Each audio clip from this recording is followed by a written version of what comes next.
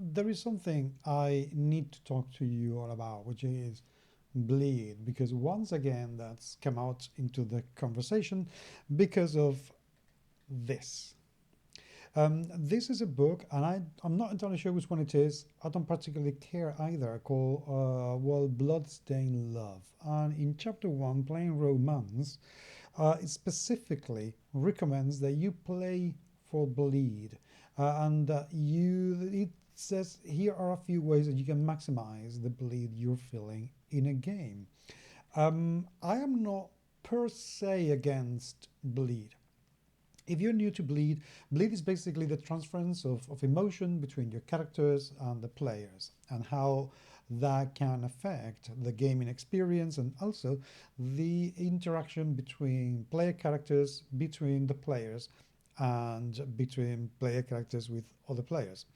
It can get messy. Now, bleed is not inherently bad. As an immersive experience, role playing games need bleed. That's how it is. That's how we feel empathy with our characters. That's how we feel empathy with our NPCs. This is why we feel upset when we've been playing a character for a while and that character dies. That is bleed. That's why we feel an affinity with other characters and other player characters.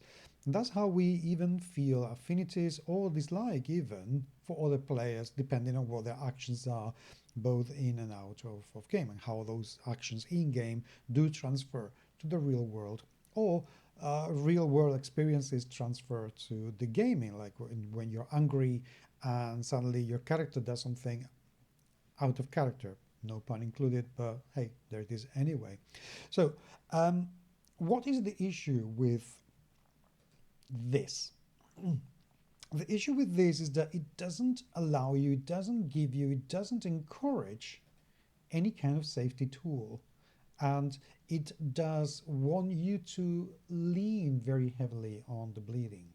Now, the bleeding needs to be handled carefully because it transfers to real life. It kind of blurs the lines a little bit, not necessarily between reality and game, which usually contextually we are pretty good at figuring out what it is, but our emotions.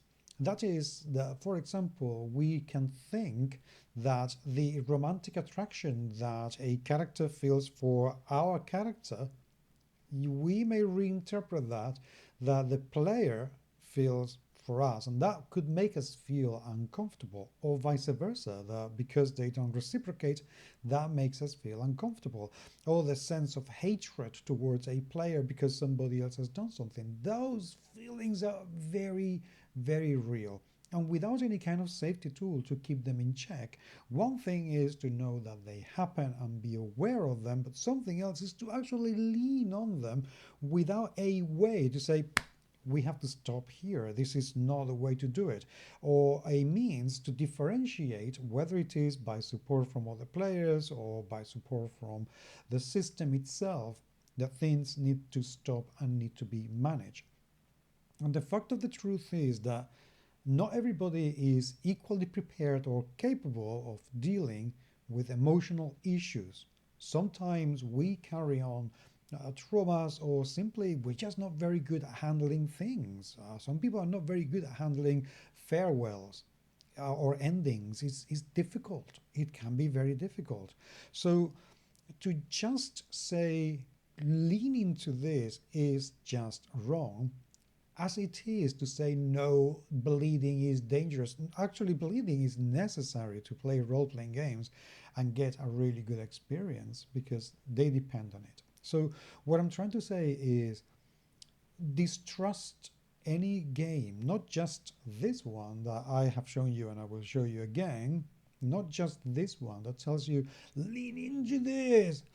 Distrust any game that tells you to lean into something that can run out of control without telling you, or if it doesn't tell you, how to handle and manage that that causes whatever it is to run out of control. Distrust that. Wonder why, and above all, wonder how you can stop not just yourself, but anybody else, if they show any sign that they are not able to do it, and they may not even realize. So, seriously, bleeding is not all bad. I'm sorry, Aurora Lucifer. No, it's not all bad. Does it need management? Yes. Is it leaning on it uncontrollably a very bad idea? Oh, hell yes. Please, I beg you, never, never do it.